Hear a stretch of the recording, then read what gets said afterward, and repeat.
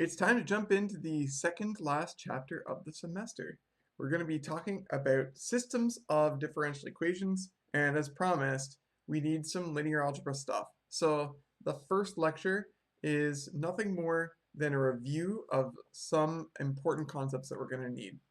So uh, essentially, what do I mean by a system of differential equations? Well, it's exactly how it sounds like. Um, that means solving many differential equations, including more than one dependent variable. You know, you started solving equations in grade school, and then by grade 9 and 10, probably grade 10, you start solving systems of equations. And the same thing happens here, right? Now that we're masters of single differential equations, you can solve systems, and systems are really important um, to model things that might be, you know, let's see, competing populations, for example. Maybe you have two different populations, for example, wolves and rabbits, that are trying to coexist. And depending on how many of one population there is, the other might be influenced. For example, if there are many wolves, there may not be many bunnies to speak of because the wolves might be eating all the bunnies. And so one population might affect the other. And if there aren't that many wolves, maybe there are lots of bunnies because the bunnies um, can feel free to do what bunnies do in peace without being hunted down by all the wolves and so on. So there are lots of it's a very simple example, and you can have very complicated systems of differential equations that can do like different kinds of modeling. But we need the tools, and where we're going to start is simply by going right back to linear algebra and writing systems of equations in matrix form. So suppose we have a system of n equations right here, a11x1 plus a12x2, and so on and so on. We have that each one is equal to some constant, b1, b2, and so on. Okay, recall that we can always write such systems in a form that includes vectors and matrices. Matrices is the plural of matrix. It's kind of funny because every semester there's always a student that comes back and will refer to a single matrix as a matrice, as if that's the singular of matrices, but it's matrix. Um, yeah, I don't know. It's just a little pet peeve here. So um, yeah, in any case, we can use matrices and vectors and instead write this in a way that's a little bit more convenient. So A11, sorry, A12 dot dot dot A1n, A21, A22 all the way over to A2n and all the way down to AN1, AN2, and ANN. So those are all the different coefficients that appear. And I tend to draw you might have noticed this earlier, but my matrices tend to have like rounded brackets. The reason for that is kind of funny. It's so that if I start to draw something and then realize I need more room, then I have the freedom to just continue it instead of having to like erase it and go onward. And so I just kind of got into that. So I like rounded bracket matrices. You can use whatever kind of matrices you want. Store-bought is fine. Okay, so that's this one. We have x1 through xn. And b1, b2 through bn. Just want to make sure that I used x1 through xn. I did. So this is good. This is our way that we can represent it instead. I did just about as much writing as I would have otherwise. But what's nice is that I can call this something more compact, right? If I call the matrix here A, the vector on the right-hand side B, and the solution vector X. I used boldface here to indicate vectors. You could use a little twiddle or an arrow or something like that if you like, but yeah, you can write it in a more compact form, which is AX equals B, right? And as I said, you could use like a little twiddle here if you wanted to. You could put a little arrow on top if you wanted to, whatever. I missed a couple blanks. Given the constants, the A constants and the B constants, we can use row reduction to solve for the x's if you want to. Okay. All right, so that's some really basic stuff, okay? And we're gonna move right along. We're going to be using that shortly on differential equations, so just tuck that away for now. But the rest of this lecture is going to focus on the concept of eigenvalues and eigenvectors, which is that random topic that you talk about in linear algebra that you think will be, I don't know, useless. Like, it seems very specific. But it turns out that eigenvalues and eigenvectors are incredibly important when it comes to solving systems of differential equations.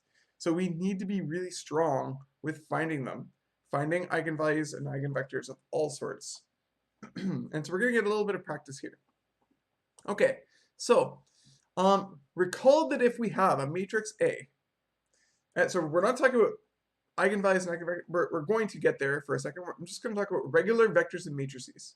Just because a lot of people come into this course typically being a little bit leery. It's been a year since you've done linear algebra almost, and maybe it didn't go that well, or maybe it did, I don't really know, but maybe you don't remember everything. Maybe you want to have a bit of a refresher. Well, when you have a matrix A and you multiply on the right by some non-zero vector, V, you can think of this as the matrix being applied to the vector transforms that vector into another vector. So, for example, if I multiply this vector by that matrix, right, this matrix times this vector, I get another vector simply by, well, doing how you usually do matrix multiplication. 2 times minus 2 is minus 4 plus 5 plus 0, it looks like. So it's 1. Minus 4 plus 5. The next one's going to be minus 1 times minus 2 is 2. 0 and 0, so I get 2. And minus 2 plus 3 plus 2 more is minus 2 plus 5 is 3. Easy as 1, 2, 3. Okay. So let's talk about eigenvectors, because it seemed like this big complicated concept, right? You had to learn a formula. You're going to have to know the formula again. But let's bring it back and just recall what an eigenvector is. If V is an eigenvector of A, it is the very special case where it is transformed into the same vector multiplied by a constant. The constant is called the eigenvalue. The associated eigenvector, that's the V. And you can see for yourself an example right here. 0, 0, 1. When I hit it by that same matrix right there, watch what happens. We get 2 times 0 plus 5 times 0 plus 0 times 1, that's 0. Minus 1 times 0 plus 0 times 0 plus 0 times 1, that's 0. And finally, 1 times 0 plus 3 times 0 plus 2 times 1 is 2. So that matrix, that same matrix as before, the one that transformed minus 2, 1, 1 into 1, 2, 3, also transforms 0, 0, 1 into 0, 0, 2. And that makes 0, 0, 1 and 0, 0, 2, and 0, 0 anything, honestly, other than 0 on the bottom, that makes that thing an eigenvector, okay, that vector. That makes 2 here an eigenvalue. We see that 0, 0, 1, t for transform, so I can write the vector inline, but it's transformed into 0, 0, 2. Transpose. Did I say transform before? I meant transpose, which is simply 2 times the original. So 0, 0, 1 is an eigenvector of this matrix, and the eigenvalue it's associated to is 2. So, how do we find its eigenvalues and eigenvectors if you're given a matrix? Well, it's not too hard. You just have to use a little bit of rearranging, remembering, and respecting the rules of linear algebra. So basically, we want to translate what we just talked about in math. I want to take a matrix A and say, hey, when it hits a vector, I get the same vector multiplied by a constant. Ax equals lambda x, where lambda is some value, x is a non-zero solution. Those are the eigenvectors. Okay, if I manipulate this, I can bring the lambda over. I get ax minus lambda x equals, well, it's a vector of stuff, so it's not just 0. It's the 0 vector. Okay, or if I factor carefully, I get a minus, and it's going to be lambda I. And I factored out the x on the right, and this is what I've got. All right, I can't just factor out the lambda because the lambda is just a single constant. And the way to do this properly with respect to linear algebra is to take out lambda times I, and I is the identity matrix. So I just want to write that down. So the identity matrix, and that's really nothing more than a diagonal of all ones. So I don't know how many there are, so I'm going to write 1, 1, dot, dot, dot, 1. And oftentimes mathematicians will put like zeros up here and down here to indicate that there's nothing up there and only the diagonal of ones right here. Okay, and it's hit by the lambda subtracted from the a. Okay, so if I was trying to solve this, right, I have here is a matrix times a vector equals the 0 vector. The solutions to that equation are almost always just 0, except for very certain situations. This equation has non-zero solutions only if, right? Imagine if I had a system of equations that was like, 2x plus 3y plus 4z equals 0, x minus y plus 2z equals 0, 3x plus 5y plus z equals 0. This equation, I can tell you right now, has a solution of 0, 0, 0 for x, y, and z, right? You can see it plain as day. Because I have zeros on the right-hand side, and because my different equations are linearly independent of one another, one is not a multiple of the other, I have 3 intersecting planes. Their only solution is going to be the point x, y, z equals 0, 0, 0. Okay, that's almost what I have right here, but I'm trying to find non-zero solutions.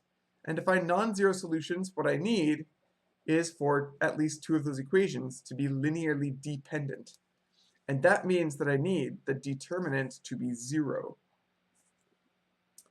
If the determinant is equal to 0, then at least one of the rows of the matrix can be made from a linear combination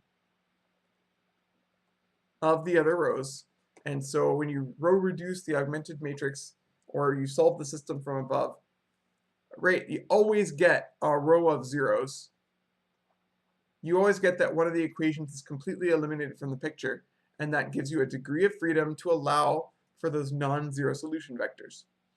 So the values of lambda, just summing it up here, that make the determinant of the matrix A minus I lambda equal to 0, those are the lambdas that we were talking about before. Those are the eigenvalues of A. And if we use that lambda to find the non-zero solution vectors, we get the eigenvectors.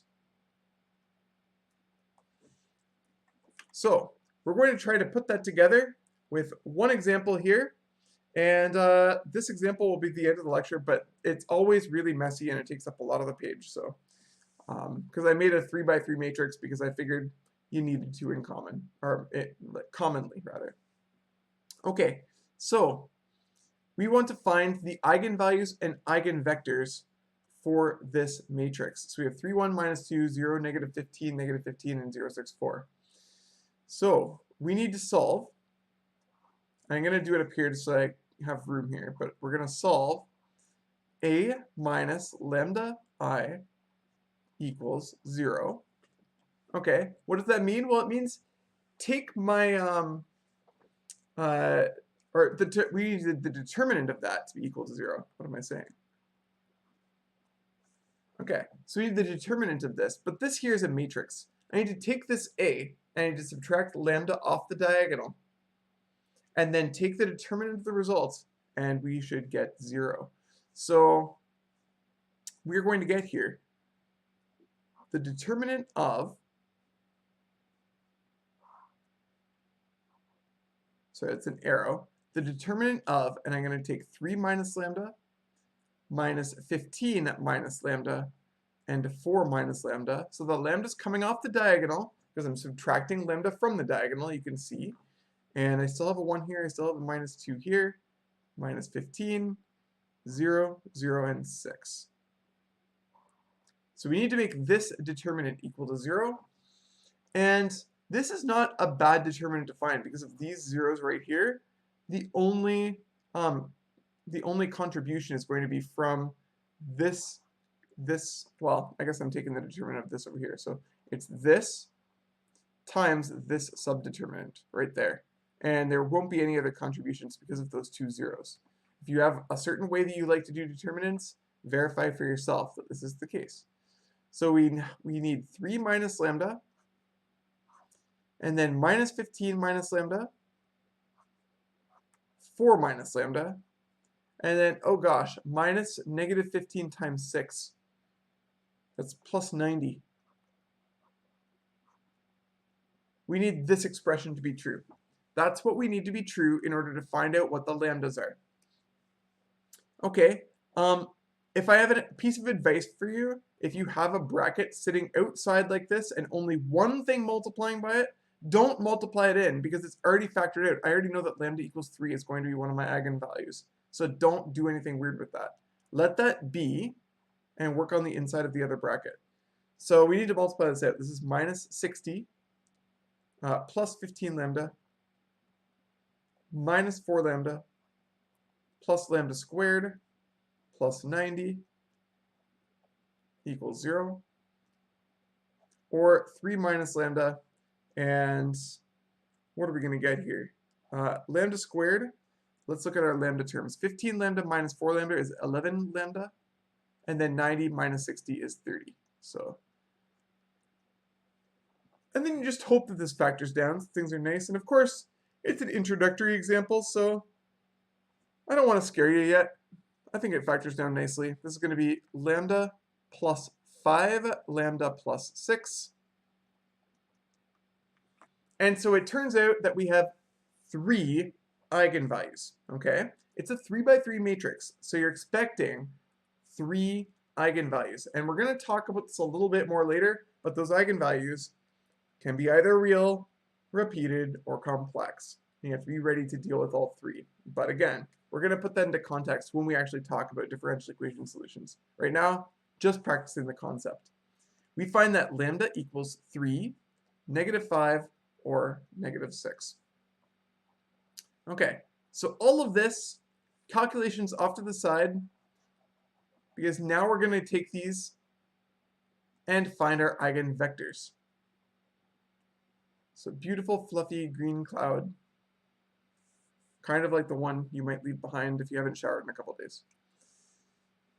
Okay, let's find our eigenvectors.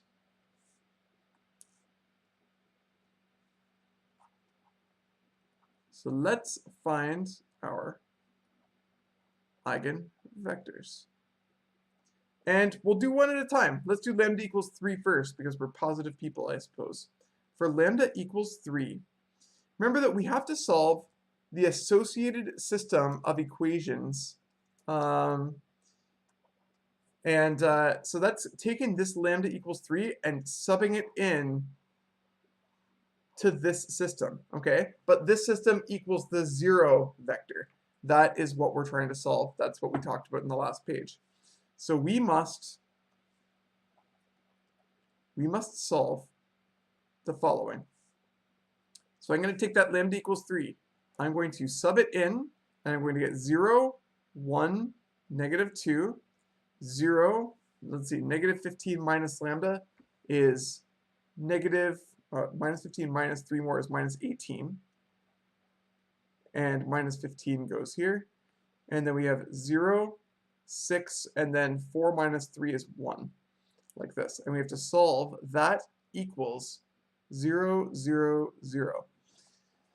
Okay, you can see already, and I think that a lot of people I don't know, especially if you're intimidated by linear algebra, if you're intimidated by matrices, all this kind of stuff, you start to look at this like some abstract box of numbers and stop it, stop it, stop it. What you have is a system of three equations, okay? What this literally is saying right here is, okay, 0x plus 1y minus 2z equals 0, 0x minus 18y minus 15z equals 0, 0x plus 6y plus z equals 0. That's what that says, okay? If you can solve that system of equations, you can solve this matrix equation. Don't forget what that means. But look, there are no x's. So essentially, I only have two variables going on here, y and z, and I have three variables to solve for. So that's a little bit interesting, right? If I'm thinking about it, I'm going to need to find some sort of non-zero solution. I could do some row reduction to get this down as far as you want. But in order to find a non-zero solution, I'm going to have to be able to declare, you know, one of those variables to be something that's non-zero. And right now, what variable can that be? If I have 0x plus some stuff equals 0, 0x plus some stuff equals 0, 0x plus some stuff equals 0, it would appear that x can be anything, right? X could be literally anything, and the equation would still be this. The system of equations would not be affected, right? Like it's going to satisfy each one of the equations because I have 0x, 0x, 0x in those three equations. So no matter what x is, it's going to be demolished anyway, and the other components are going to be what determines the rest of the solutions. So we already know that we have a kind of a what I call a free variable, and what you might have called that in linear algebra. That's what it was called for me. X is free because x can be anything. You can row reduce this down to maybe make this a little bit clearer. For example, if I did that here, I could notice pretty quickly that, well, I don't know. You could row reduce this down and get something like, I don't know, if I go row 2 plus 3 times the third row, then I get minus 18 plus 18, which is 0, and I get minus 15 plus 3 of these is minus 12. You can do this all day long if you want to. That'll make the other two easier to solve, but it will be pretty clear what they have to be, right? I have minus 12z equals 0 here, and if that third component is equal to 0 and I sub it back into this one, it's going to force the second one to be 0 as well. Let's do it with the math, because I'm using a little bit of intuition here, but I want you to see beyond the numbers. I just want you to look at it like a system of equations and be able to reason out what a solution might be and why to expect certain things to happen.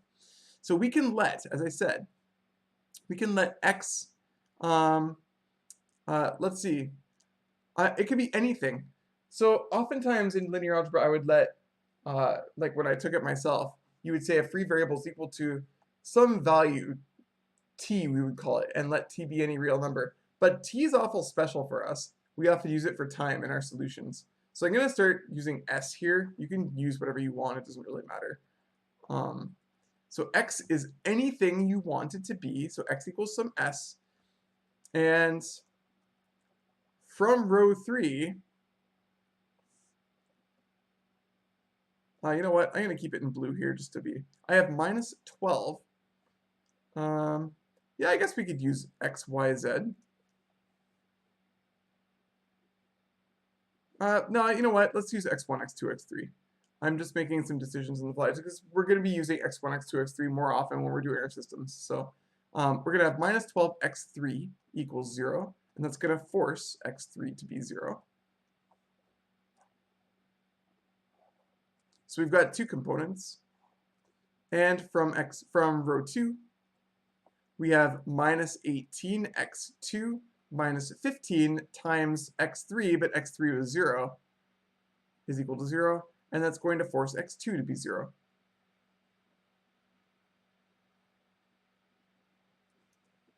And so,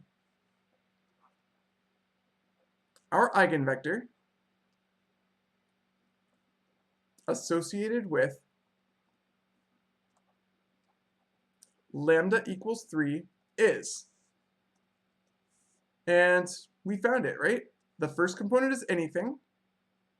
I'm going to factor out s from any of the components that appear there. I'm going to write 1, 0, 0 for my 3 components times s. And so we can make that s whatever we want, right? That s could be 1 and give me the eigenvector 1, 0, 0. That's fine. The s can be 3 and I get 3, 0, 0. And that's fine too.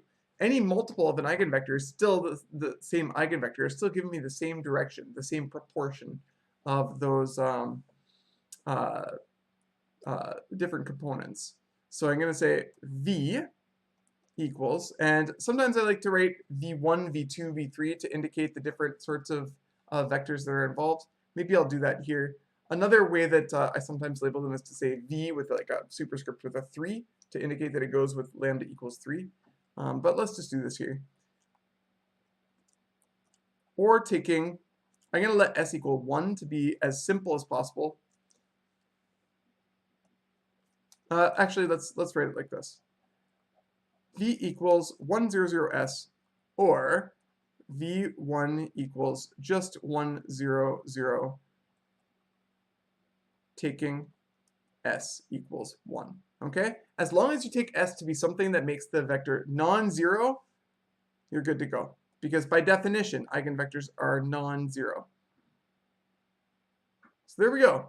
1 down, 2 to go. And the second one is going to be lambda equals -5. This gets really repetitive, but that's exactly what you want because you don't want to have to think about it at the end of the day. So let's kind of section off this part of the page. I always run out of room on this example. I either write too much. Definitely I write too much. But I could just make another page as well. I should put in an extra page. So lambda equals -5 is next. We must solve. So same deal. I'm going to take -5. I'm going to plop it in that that matrix up at the top right, the green one. And so when I put -5 in there, make sure you don't get it wrong. 3 minus -5 is not -2. It's 8. 1 minus 2, 0, -5 minus, -5 more. See, this is where I'm going to screw up. I think it's -10. And -15.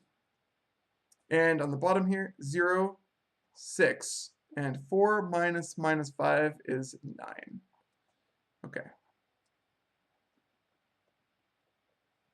So that's what we've got. We've got to solve this. And for this example, probably is a good idea to reduce this down so we can see things as clearly as possible. And so I'm going to leave the top row alone. And let's work with the bottom here. So I'm going to take 6 row 2s and I'm going to add 10 row 3s. And if I do that, I should put a 0 right here. And in this one right here, 6 times -15 is -90 plus 90 is 0. Okay, you see that row of zeros happen? That's a very good thing, okay? Because by definition, the lambdas are the values that make that happen, right? In that last example, we had a column of zeros from the start, which meant that we saw immediately what variable was free and so on. We could have kept reducing there until we got like a little triangle of non-zeros in the top right, and that would be we would have had a whole row of zeros in the bottom there. But I could stop because I could solve the equation just fine. Here, it's nice to kind of reduce it down a little bit, but you see exactly where we get to. Here we have this relationship. We have 8x1 plus x2 minus 2x3 equals 0. We have minus 10x2 minus 15x3 equals 0 in the second row. We have 2 equations and 3 unknowns.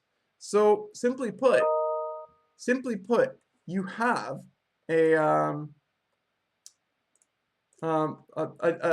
degree of freedom here, right? You have not enough equations to be associated with the right number of unknowns. And so yeah, we have some freedom to solve here. So let's do that. I tend to, it's a smarter idea, I think, to let either x2 or x3 be the free variable here, but you can choose either one and solve for the other in terms of it, okay? The reason why I think x2 and x3 are easier is because I can immediately solve the second equation if I let one of those be free, okay? So let's choose one of them. Maybe I'll choose x3 to be free. So if I let x3 be the free variable,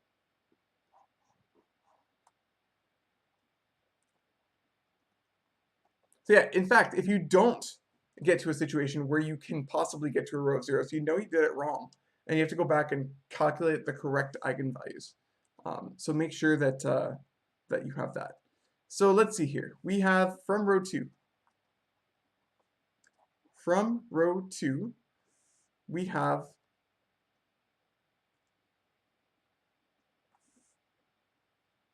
what do we have? We have minus 10 x2 minus 15s equals 0. And that's going to make it so that x2 is equal to 15s over 10, which is, well, what is that? 3 over 2? 3 over 2s. Okay, so that says whatever x3 is, x2 has to be 3/2 of it. Okay? And that makes sense, right? Take your favorite selection. If you have x2 is equal to 3 and x3 is equal to 2, oh, minus 3/2 of it. That makes sense. See, it pays to plug things in. If I move this over and divide, I'm divided by minus 10, so I get minus 3/2. Anyway, that would satisfy that second equation. And from row 1, I then have 8x1 minus 3/2 s because of the 1 up there, and then minus 2s equals 0. I'm actually going to get rid of this barrier.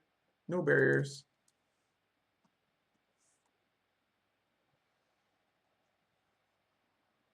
And redo that barrier. So, and we'll go up here and finish this one.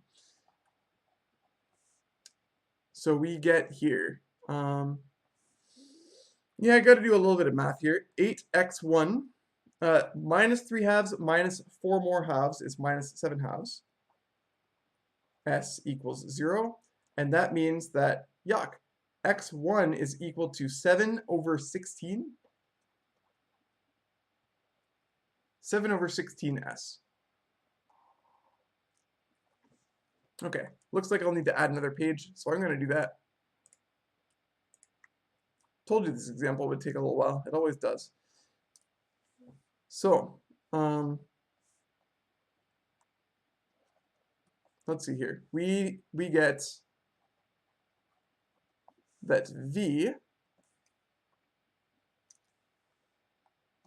our second eigenvector here, is equal to, and let's write it all down and factor out an s again. So we get 7/16, we get a minus 3/2, and we get a 1 times s. You can leave it like that, or you can do something really smart.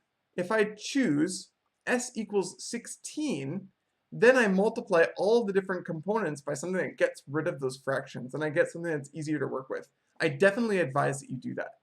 So that would give me v2 equals, and if I multiply by 16, I get 7. If I multiply the second by 16, I'm going to get here minus 3/2 times 16. 16 over 2 is 8.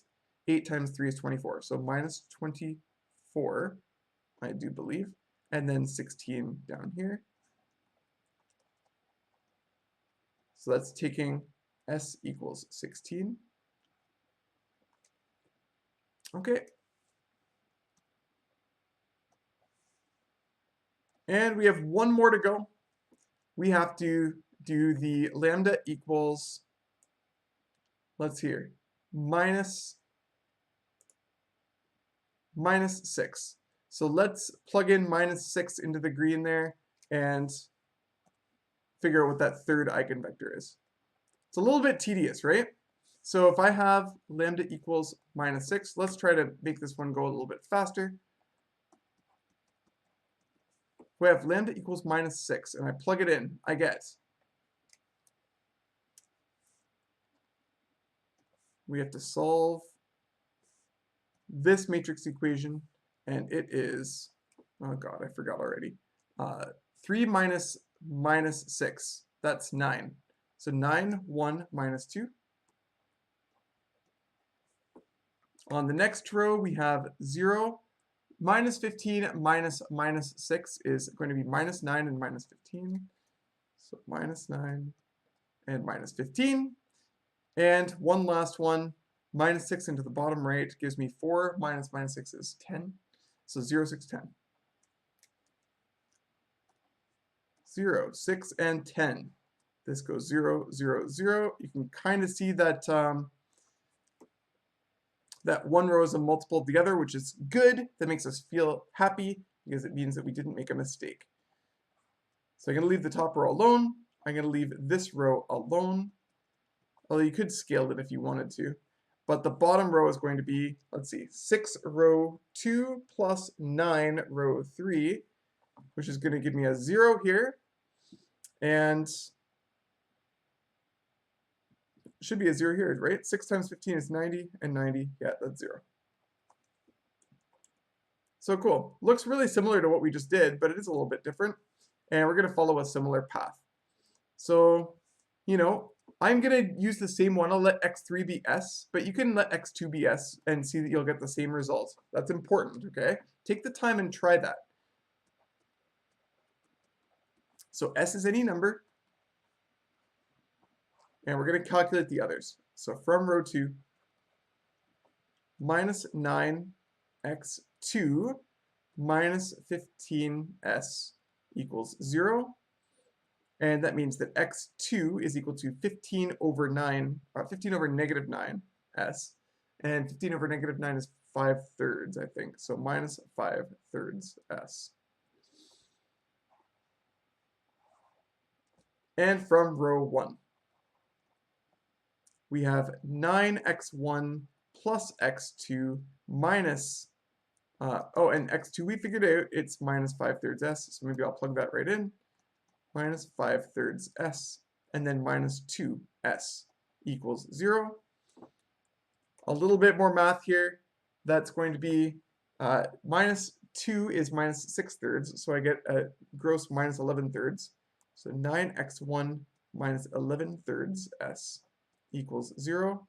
So I think we get x1 equals 11 over 27 s. Like so. Cool. So we get our third eigenvector here is equal to, and just list them out, we have x1 is 11 over 27, we have minus 5/3, and we have 1 s, and let's choose s equal 27 here to make things nicer. And that's going to give us v3 equals, if I multiply all things by 27 here, I get 11. 3 times 27 over 3 is 9, so I get negative 45 right here, and a 27 on the bottom, I do believe. Yeah, so that's that. That's the third eigenvector associated with lambda equals minus 6. There's the second one that we found right here. That was associated with lambda equals minus 5, was it? Yep, and we got the first one up there.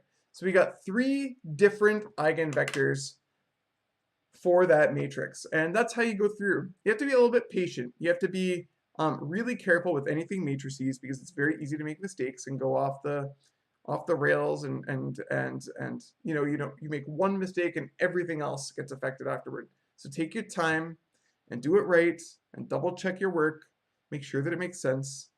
And I just realized that most of the time I usually use like v1, v2, v3 to indicate the different vector components, and I went with x1, x2, x3 right here. So sue me. Maybe I'll use v's for my next examples when we get into actually solving differential equations. Anyway, for now, I have to go, And I'll be putting up more videos on this stuff soon. We're going to be getting into applying this concept to differential equation systems and then solving them. And it's not going to be so bad, but there will be some things to remember. So I hope you'll join me then. And for now, I am signing off. Take care.